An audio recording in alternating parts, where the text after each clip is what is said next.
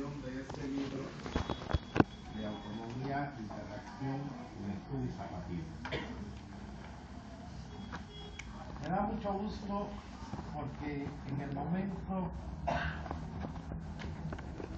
de hacer la lectura del texto, de ser recordado el momento en que surge el movimiento zapatista.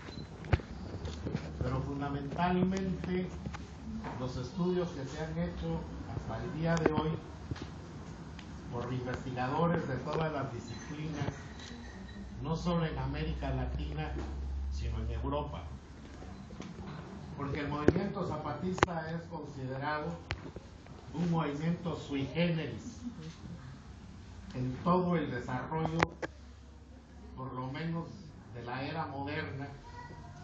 y que se diferencia no solo en sus planteamientos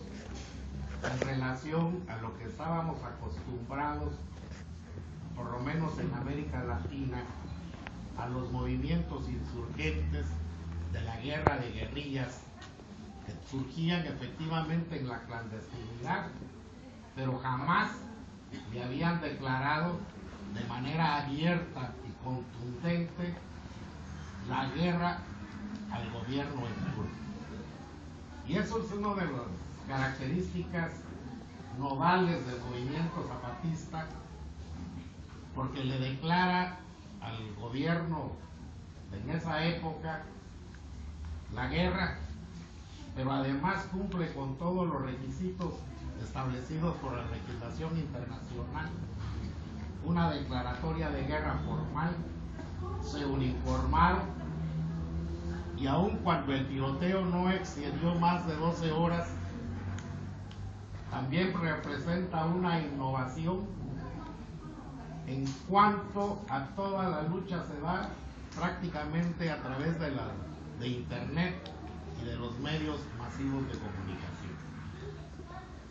Y es novedoso este movimiento en América Latina, no solo por sus planteamientos de carácter original, sino los grandes aportes que hasta el momento se han realizado en los diversos ámbitos. Sería muy tedioso entrar a todo ello. En consecuencia, me voy a referir a lo que se plantea concretamente en el texto que nos ha tocado comentar. El propósito del texto indica el presente estudio tiene la finalidad de comprender el sentido de la acción de la autonomía en las comunidades zapatistas. Si esta es la finalidad del texto, pues indiscutiblemente tenemos que hacer énfasis que para lograr de ello, pues se necesita de un instrumento poderoso, el cual es la educación. Entendida la educación desde esta perspectiva, no solo como un proceso de acción ideológico-político que pretende formar en resistencia y en lucha a los jóvenes zapatistas para poder enfrentar la realidad sociopolítica nacional que siempre los ha discriminado, los ha marginado y no los ha tomado en cuenta. Justamente a raíz de este planteamiento, del 1 de enero del 94, fue que se modificó la Constitución Política de los Estados Unidos Mexicanos, concretamente el artículo 4º constitucional, y a partir de entonces se reconocen las culturas originarias, los pueblos indios, y se les considera parte de la cultura nacional, y se trata ya no de integrarlos como se estaba establecido antes, sino de reconocer sus costumbres, su lengua, su idiosincrasia y su cultura, porque se reconoce que no solo Chiapas, sino todo el país es multicultural, diverso, con severas contradicciones de carácter político. No debemos pasar por alto, señores, que nos encontramos en un país que a partir de la década de los 90 es considerado por los politólogos como uno de los países con mayor desigualdad en América Latina. Esa desigualdad conlleva a la pobreza, al hambre y a la ignorancia. En virtud de ello, los zapatistas establecen en un proceso de resistencia un modelo educativo. Ese modelo educativo no se tiene todavía una claridad exacta de cómo denominarlo. Si es un modelo autónomo, si es un modelo caracterizado por la resistencia, si es un modelo político, si es un modelo a través del cual se interactúa, porque no se conocen los pormenores, porque en el estudio que se ha realizado se hizo a través de entrevistas, no a través de observación directa por las dificultades que establece entrar en esta zona y por la propia resistencia y el secreto que tienen los zapatistas de no dar a conocer la forma y la manera en que los estudiantes son formados política e ideológicamente. La metodología planteada en este proceso es una metodología en un proceso de acción que ellos denominan de resistencia, pero que tiene características de carácter organizativo, político, jurídico, que son las siguientes. Tienen una junta denominada de buen gobierno, en organización jerárquica, una comisión de zonas de carácter educativo, una comisión municipal de la educación, aparte están los delegados y los promotores educativos, que en este caso son los educadores. Este proceso de jerarquización también implica una estructura no solo política, sino esa estructura implica un proceso no explicitado de administración, de organización. Pero acá lo más importante es la concepción que ellos tienen de la escuela planteado en este proceso del neozapatismo. Y consideran la escuela como el espacio apropiado para la formación política y cultural a través de la interacción social. Efectivamente, todos sabemos que todo proceso educativo es un proceso ideológico, pero un proceso ideológico generalmente no explicitado, porque nadie explicita su ideología. Pero en este caso concreto, los zapatistas se supone que expresan su ideología para ese proceso de politización de los estudiantes y de esa manera formarlos no solo para la resistencia, sino para el conocimiento social, para el conocimiento de la comunidad, para el conocimiento nacional y tener todos los elementos de carácter político para poder criticar y enfrentarse a las estructuras del Estado. Sin ello, este proceso sería de carácter inoperante. Y es también de hacer notar la importancia que le dan a la formación, porque en este proceso de formación que ellos denominan, que es una formación política, técnica y cultural, evidentemente para ello tuvieron que organizar el modelo educativo y estructurar programas concretos que ellos les denominan de carácter regional. Pero esto implicó establecer una ruptura completa con la educación oficial. Y en ese proceso de ruptura, lo que ellos rescatan es la cultura originaria. Las clases no se dan en español, sino se dan en los idiomas originarios de las comunidades que integran la zona zapatista. Por otro lado, para integrar esos contenidos educativos se establece realmente un proceso de democratización que consiste en establecer cuáles son las necesidades que tiene el pueblo, y en función de esas necesidades se conforman los contenidos que se le van a dar a los sujetos. Y esto es, señores, digamos, lo más importante del estudio que los compañeros han realizado. Yo los invitaría a que sigan profundizando en este ámbito, porque realmente estudios sobre cómo se da el proceso de formación zapatista, la importancia de las escuelas, no hay. Es decir, ese sería, digamos, para entender el gran aporte. Pero valdría la pena profundizar, también no quedar en un plano meramente de carácter descriptivo, no quedar en un plano de carácter enunciativo, sino también, en función de los estudios realizados, hacer análisis más profundos para aportar sobre todo a la comunidad donde nos encontramos insertos con las carreras que tenemos en la facultad, pero fundamentalmente para la formación de los futuros pedagogos que están a nuestro cargo. He dicho.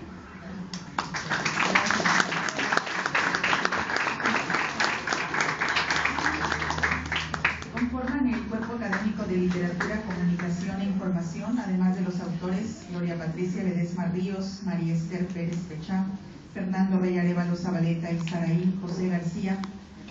los maestros Arturo Sánchez López, Marco Antonio Gálvez Rendón. En representación del cuerpo académico y específicamente de los autores, tenemos las palabras de la maestra Gloria Patricia Ledesma Ríos. Ella es licenciada en Ciencias de la Comunicación por la Universidad Autónoma de Guadalajara, maestra en Psicología Social por la UNICACH y profesora de tiempo completo en nuestra facultad.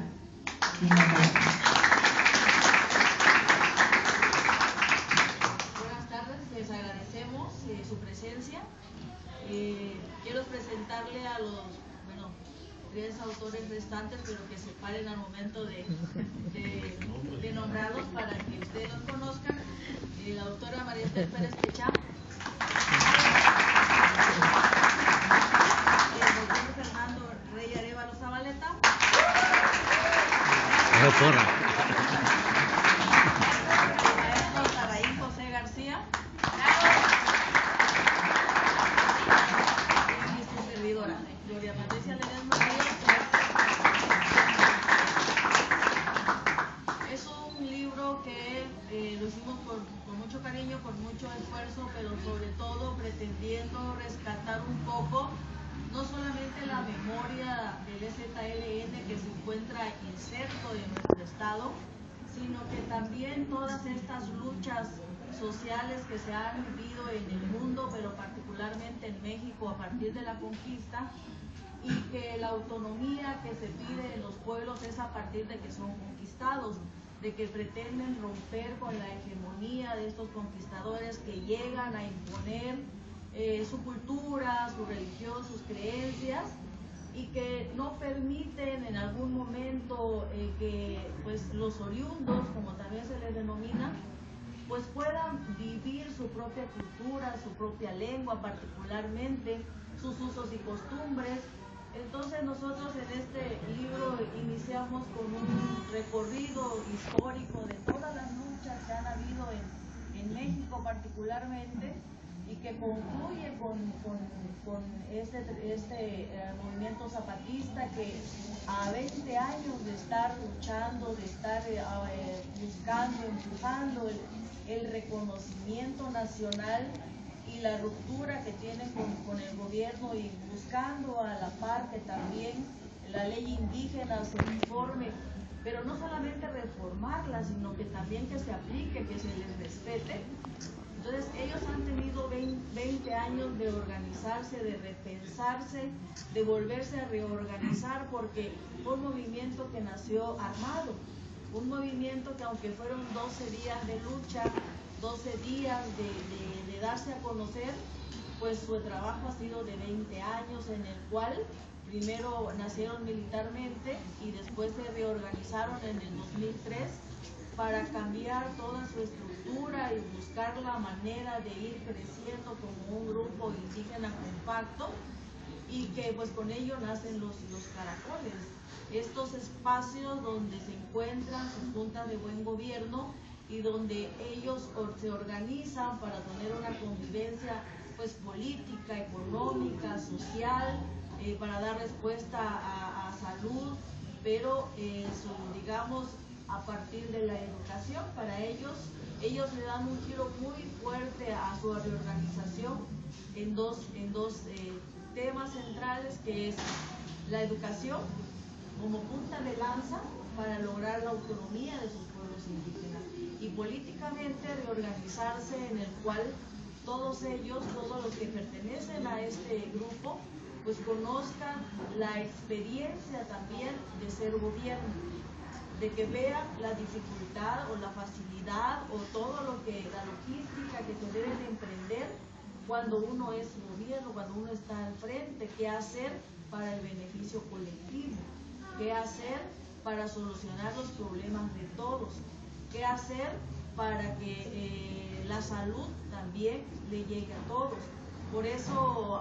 la frase que trasciende y que sigue siendo, digamos, como la identificación del EZLN es un mundo donde quepan muchos mundos, es decir,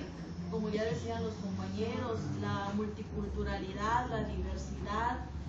todos estos pensamientos diferentes que existen y que nos ha costado mucho comprender al otro cuando no piensa igual que nosotros, cuando no tenemos el mismo contexto, cuando no tenemos los mismos conocimientos, los mismos campos compartidos del conocimiento, y que nos hace tan difícil la interacción, como nosotros hablamos aquí de la interacción que uno vive día a día, todos los días, a cada momento,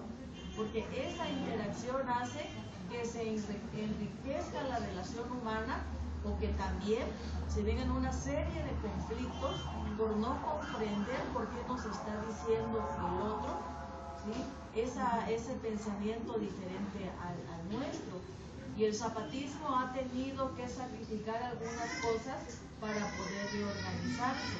para poder comprender realmente lo que ellos están buscando y cómo lo están aplicando, particularmente porque los que ya nacieron dentro del movimiento ya nacieron una nueva forma de vida muy diferente a aquellos que pensaron, que iniciaron la lucha para poder quitarse esa hegemonía del capitalismo,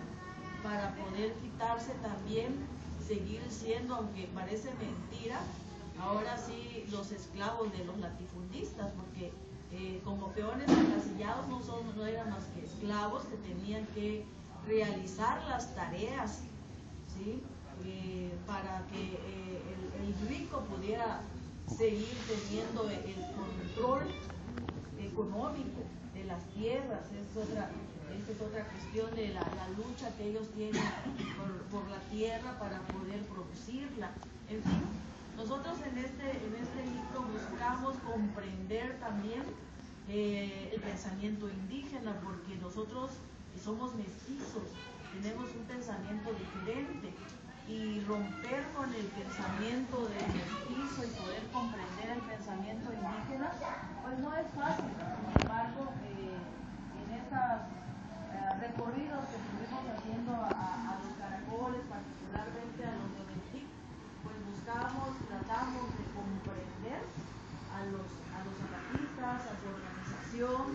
cómo están llevando ellos su educación como indígenas, qué es lo que buscan, qué es lo que desean, y fue muy rico para nosotros los autores pues entender de muchas cosas, algunas cosas reafirmarlas, otras cosas conocerlas por primera vez y otras pues ir descubriendo en ese trabajo que fuimos haciendo. Entonces este libro es el esfuerzo que nosotros realizamos los 4 autores durante un año que estuvimos siguiendo a los caracoles en diferentes tiempos, en diferentes momentos, para poder también encontrar actividad en las escuelas, porque veíamos actividad en otros rubros, menos en las escuelas, para saber cómo ellos realmente estudiaban. Los vimos en muy pocas ocasiones, pero suficiente para ir conociendo cómo es la escuela autónoma, qué es lo que quiere la escuela autónoma, y bueno, pues nosotros aquí plasmamos eso que ellos están buscando y que no está desfasado del mundo contemporáneo, del mundo actual, del mundo mestizo, ¿sí? Porque en muchas cosas coincidimos, pero también en muchas cosas discrepamos, y ellos nos dan a nosotros también como una reflexión, una mirada sobre cómo debe de ser la escuela también en este siglo XXI, ¿sí? Cómo debe ser la participación, cómo debe de ser esa enseñanza, aprendizaje, y que de alguna otra manera hay cosas que también nosotros podríamos rescatar para implementarlas en nuestra escuela, ¿no? Pero pues aquí hay una pequeña aportación, como decía el maestro Quiroga, hay muchos libros, muchos autores, muchos investigadores que han escrito sobre el zapatismo, pero también cada uno son diferentes miradas, son diferentes instrumentos, y que nosotros con esta aportación esperamos también que los estudiantes que valoren y revaloren que nosotros tenemos un movimiento zapatista, que necesitamos también de alguna otra manera voltearnos a ver para comprender la lucha de nuestros indígenas, la lucha de esta organización que ha tenido que hacerse, ahora sí,